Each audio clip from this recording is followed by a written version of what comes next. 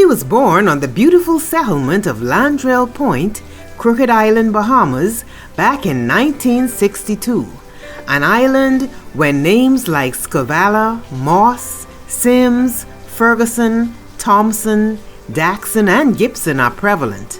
His dad was a fisherman, and his mother was one of the best cooks on the island. He became a yachtsman who traveled extensively and eventually learned how to fly airplanes. Later on, he immersed himself into the lucrative industry of fishing. He loves his home in Landrial Point, Crooked Island. In this episode of Bahamian Heritage Series, District Councillor for Crooked Island, Andrew Anthony Gibson. My name is Andrew Anthony Gibson. I was born on the 4th of February, 1962, in the beautiful settlement of Landrial Point. Landrial Point is located on the west side of Crooked Island. My parents was Wilfred John Gibson and Marina Dorita Gibson. Wow, Wilfred John Gibson. He happened to be my father's brother. Okay. Awesome. So did you have other siblings, other sisters and brothers? Yes, I have an older brother, Lester Gibson, and my sister, Cora Gibson, then Wilhelmina Gibson, Elwood Gibson, and Wentworth Gibson. Wow, how many is that altogether? That's 3 boys and 2 girls. Okay. Well, actually 4 because including myself. So where did you fall in that group? I am the 3rd child. Did you ever know your grandparents? Yes, I know my grandparents from my mother's side. I could recall spending time going up to Grandma Vera McKinney and my grandfather Harry McKinney. Okay. So your mother was a McKinney?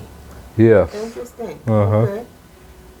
Were they related in any way to Silas McKinney? Yes. Yes. Oh, there was a relation. Okay. Oh yeah. Small island. Yes. Okay. What about your grandparents on your father's side? Did you know them? No, I couldn't recall them. I guess I was a little bit. They passed, I think, before I was born, or. But I could remember my dad talking about his dad, John, and Maud Gibson. Okay, John and Maud Gibson. Uh-huh. Can you go any further back than that? Not really. Great-grand? Great-grand, no, I don't. Not right at the minute. You'll have to look that one up. Yeah, you'll have to. Have you always lived in Crooked Island? Yes, born and grew there, and went to high school there. And what school did you go to? I went to Colonel Hill High. It's now called Admiral Ferguson High now. Okay. And, I went to school there, and then after high school, I got my first job on a yacht, and I traveled pretty much around the Caribbean and the east coast of the US of A. And okay. But getting back to high school, the school was in Colonel Hill? Yes, Colonel Hill. Is that far from Landrial Point? Yes, very far. Really? It's 15 miles away. So how did you get to school every morning? Well, the government had provided a school bus, and you had to be ready every morning early at 7 o'clock because the roads were terrible. Really? And that was back in what? In the 80s? Yes. Okay. Uh-huh. All right, so you had to catch a bus to school. How many children were in Landrial Point and had to get to Colonel Hill? Do you I would give you a guess about 25 to 30 at that time. What did you had to wear uniforms? Yes, you had to wear a uniform, and it was a white shirt and a blue pants, and I could recall I had one favorite white shirt, so I washed that every night, and I pressed that because the other one was a little bit too big for me that I had, so I will always wash my shirt every night. Do you remember any of the names of the students that you lived around and went to school with back in those days? Yeah, it was my cousin Ellis, Moss, Don Gibson, Irvin Moss, Elkin Lloyd, Clinton Scavala, Pamela Gibson, Kevin Scavala. Are most of those people still on the island? Uh, Or they've left? there's a couple of them still on the island. Yeah. Did you have a lot of teachers back then, or did one or two teachers do all the classes? No, there were like 4 or 5 teachers in the high school, And from 7 to 11. so what about primary school? But at the primary school was right in Landrial Point. Okay. Uh-huh. All right. So you Yeah. only went there for high school. Right. Is it very different now at that school? Does it look the same, or is it completely different? Well, the school has been expanded, and I think it's much bigger now than when used to go to school. Do you have Yeah. any idea, like, how many students were there in total when you were there, approximately? Approximately about 120 students. Yeah. So now it's about the same? No, it's really a lot less than Okay. when it's about maybe 35 to 38 students now in the Wow. high school. So what is the reason for that there's so much less? Well, I think since the hurricane walking, I mean, a few people left the island, I believe, and then what really has caused that is that the older generation has passed away, and the younger generation ain't keeping up like the older generation, and a lot of the kids that leave high school, they come to Nassau and then they never come back, so Okay. the population has decreased as well. All right. What was it like back in those days in Landrial Point? And is it a lot different now? I grew up with an outhouse, and we had a little generator that we used, and generator run at night just to keep stuff cool, and then Okay. at daytime. Sometimes we will put the generator on because my mom had a restaurant to keep the freezer and all the meat and stuff. What was the name of your mother's restaurant? Gibson's Restaurant. Yes, actually it's called Gibson's Lunchroom. And is it still in existence today? No, it's been destroyed by hurricane walking. Wow. When did Hurricane Walking happen? What year was that? Hurricane walking was 2015. Time flies. Wow. Yeah. It seems like just yesterday. That was a terrible loss, eh? That was a hurricane of the century. I've been through many hurricanes. And, I was in Nassau actually at the time, but I was on the island about 2 or 3 days after the hurricane. Yeah. Wow. So there's no restaurant now at all? Yes, my sister built another restaurant called Gibson's. So she took number on 2. that Uh-huh. and she The started. legacy. I understand your mother was an excellent cook. Yes, she was very good, and we all learned a lot from her. So what was your father's occupation? How did your father make a living? My father was a fisherman. Okay, so he Yeah. fished and she had the restaurant. Yes, and he was also a painter. Okay. Did you have a lot of tourists coming to Crooked Island back in those days? Well, I could recall a lot of sailboats come by, and there wasn't like a whole lot like now. It's much more now than Okay. back in those days. You've been discovered. Yes. Okay. The house that you lived in as a child, is that still there? No, that has been totally demolished as well. Okay, and that was because of the hurricane? Well, actually, it was because of several hurricanes. Okay, all right. So where you live now, is it on the same property or is it in a completely different location? No, I moved and built my own house, so I'm away from where I was born, But it's in Landrial Point. right in Landrial Point. I understand there was an area where all the Gibsons lived when my father was a child. Okay. You said that your father's, the house he lived in was destroyed in walking. Right. So that property is now vacant, is it? Yeah. Uh-huh. Okay. How is it? Is it close to the beach or is it more inland? Oh yeah, we are very close to the beach. It's about a 5-minute walk. Okay. Yeah, but there's where my uncle Clayton and my dad and my grandmother who lived right across the street, Maud Gibson. So it was like I guess you can say that's the Gibson corner.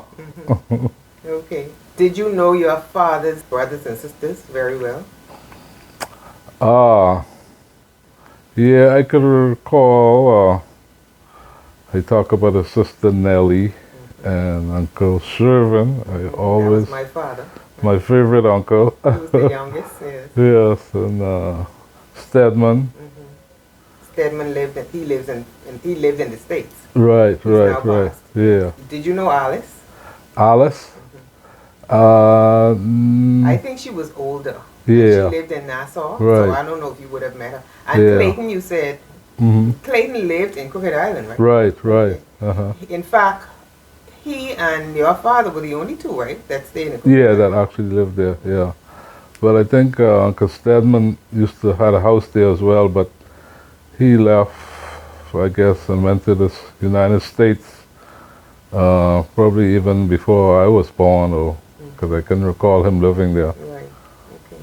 What is it like now in Landrial Point compared to what it was when you was a child? Is it totally different or is it just slightly different?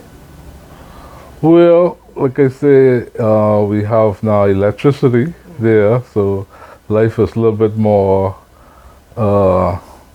better, I should say. We don't have to tote water anymore. Don't have to worry about the dark area. It's all light up. We have nice lights. And What about the roads? You mentioned the roads were pretty bad back then. Has it gotten any better? yes, we have nice paved road now. It's beautiful. You can drive in 15 minutes when it took me an hour and a half Wow. to get there. Well, that's a good thing. Yeah. Yes, after I finished high school, I got a job on a yacht boat, and like I said, I travel pretty much the Caribbean and pretty much from Florida to the east coast of New York to the intercoastal waterway, and I think I've got my college experience by traveling. Yes. Yeah. That's the best kind. Yes, and I did that for quite a few years, and then I went into flying school and went to American Flyers in Fort Lauderdale and got my private pilot license. And my dream was to win the lottery one day and buy a plane, but I got married and had a lot of kids, so I couldn't really afford to fly in anymore. But How many children did you have? I have 4 boys and 1 girl. And their names? Antonico, Crystal Gibson, Leonardo, Javen, and Andrew Jr. Okay, that's not too much compared to some. Okay. So they are all adults now? Yes, they all grown and Are they working. okay. Are they all living on Crooked Island? No, just my son, AJ, just moved back to the island. He's employed with the BPL company in Crooked Island. And who did you marry? I married the beautiful lady who lived on the corner, born and grew together, Marsha Dorita Gibson. Okay. So what was her maiden name? She was Scavala. Okay. She was a Scavala. Uh-huh. There are a lot of Scavalas. What are some of the last names of the people in Crooked Island? Well, there Moss, Ferguson, Thompson, and Sims. Yeah. What would you say is the predominant name? What's Oh. more common?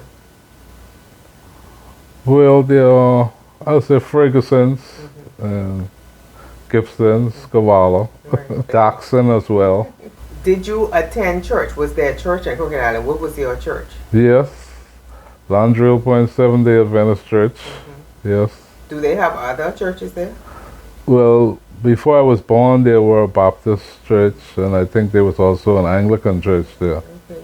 So today there's only one church? There's only one Seventh-day church, Adventist church. yes. And most of the residents of the island are Seventh-day Adventists? Well, just the community of Landrial Point. Okay. Seventh-day Adventists, yeah.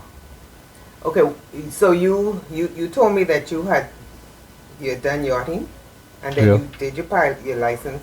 Mm-hmm. You got married. Mm-hmm. What happened after that in terms of what did you do for a living, for work, that kind of thing? Okay, I came back home and I did what my dad did, fishing. That was one of the main income, and I worked with my mom in the restaurant, and I later got a busing job and take the kids to school. I remember my father getting tons of fish and crawfish and conch to sell in Nassau. Did you supply some of that?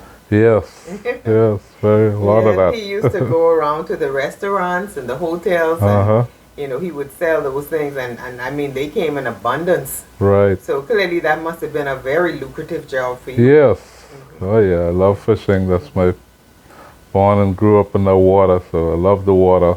I think I remember the one time I came to Landrial Point, Crooked Island, you took me on a boat, or somebody took me on a boat. Right. I remember, and I got seasick immediately. Oh, yeah. I don't know who it was, but I remember. yeah. I remember when you were there. Yeah, we went fishing. Okay. Is there much farming being done there? There's a small scale of farming now.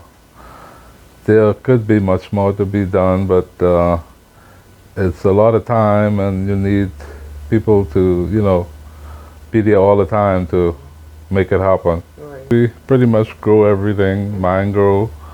We have grown pineapple, we have grown tomatoes, all the good stuff. So, what would you say is the biggest income maker? Like, is it tourism for Crooked Island, like other islands, or is it fishing, or what, or is it equally both?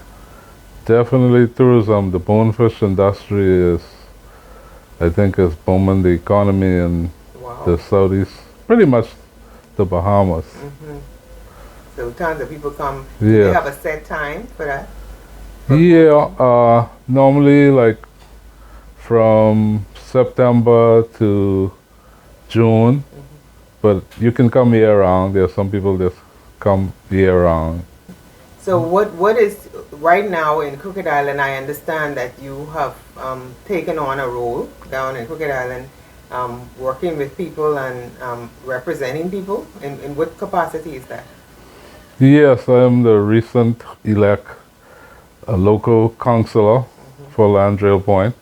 Okay, excellent. So what does that entail? What do you do? Well, actually, it's just a service that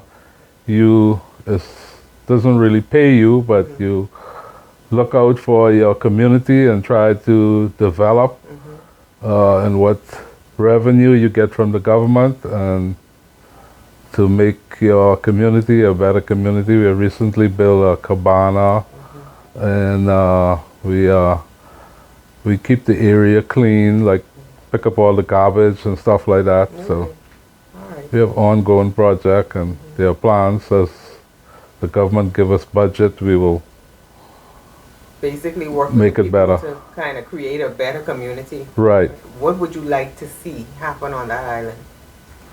Well, I would like to see the island have more airlift. The island could use more airlift. We have a problem with the airport because the airport is too short. So we've been having problems with the load factor of taking passenger in and out. That will make it much better, and if we can get custom and immigration. We have private flight and private jets that come in. A lot of friends would like to come direct to the island instead of have to stop at a different island to clear custom. Okay. So that will be, yeah. So if you wanted to come direct on a private flight, you would have to stop somewhere first. Yeah, you'll have to stop, but the nearest one is Stella Maris on Long Island, or some stop at Exuma, because Stella Maris Airport is small for the big jets as well. But that is just so interesting, because the islands are, the Bahamas has really been held back because of the geographic dimensions of having the island so separated. Right. You know, and it's not cheap to not to easy. provide the same things: a hospital, a clinic, a doctor, a nurse, immigration, a customs in every single island. So you kind of almost have to share. Right. You know, right? Yeah. What about clinics and hospitals? Do you have any in Crooked Island? Yeah, we're talking about share. We have to share the doctor that lives in Auckland and comes over, I think on a monthly basis. He come and visit. But we've been agitating for our own doctor for quite some time. That will be a great help to the island too, if we can have our own doctor. So is there a clinic there?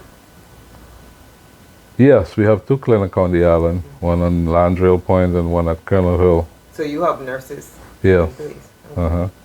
And if anybody is seriously hurt, what happens? Well, there'll be an emergency flight that will come in and take the patient back to Nassau. Okay. Well, hopefully that don't happen too often. Yes, we have had some occasions that. How did you fare through COVID? Well, I was a victim of COVID, unfortunately. But a few of the people had on the island, it wasn't never out of hand. And thank God we made it through. As you mentioned, the population has dwindled on the Family Island for obvious reasons. I mean, walking, Right. the fact that young people are being educated and looking for jobs and that kind of thing, and you know, there's really not a whole lot to offer in that. It's not enough for everybody, so they end up either coming to Nassau or moving abroad. Right. What do you think that could change? Do you encourage people to come back to Crooked Island to live, and do you think it could make a difference if there was some way we could make it work? Oh yes, it will be. We're trying to see how we could create, some other business. Like even in the bone fishing, there's need for more guides, and we need like air-conditioned guys. The island is in need of more mechanics. So I mean, there's a need for more people to come back and to make it a better Crooked Island, and we are working on that, trying to create areas and different businesses that we can bring our people back to Crooked Island. So what's the population like now? Do you know offhand? The population is a little over 200. Wow, that's not many people at all. No, not a lot. Yeah. It's a really small community, and I assume everybody know everybody, right? Yes, everybody know everybody. If you come there as a visitor, you kind of stand out, right? That's right. Yeah, okay, are there shopping centers? Are there stores that you could buy stuff at, or does everything have to come from Nassau? Well, everything has to come from Nassau, but there are about 3 convenience stores. In Landrial Point? There's 2 in Landrial Point. What are the name of the stores? Who owned them? Scavala's store and Green Valley. Okay. So what do those stores sell? Well, they sell a variety of grocery and canned goods, and the mailboat comes 3 times a month, so it brings you vegetables. Only 3 times a month? Well, I guess that's not so bad. That's not so bad. Almost once a week. Yeah. And it's very costly for the government to send those mailboats to every island in the Bahamas. Yeah. So which mailboat comes to Crooked Island? Just one or a couple of them? Well, Mr. Tom Hanna, who has the contract, he has about 4 or 5 mailboats, but normally the mailboat that he sends is called the New G. The New G. Okay, I've heard of that one. That's a big boat. Yeah, it is. So if you wanted to buy a car, it would come on the New G? It would come on the New G. Interesting. I guess there's no car lots down there, right? Not yet.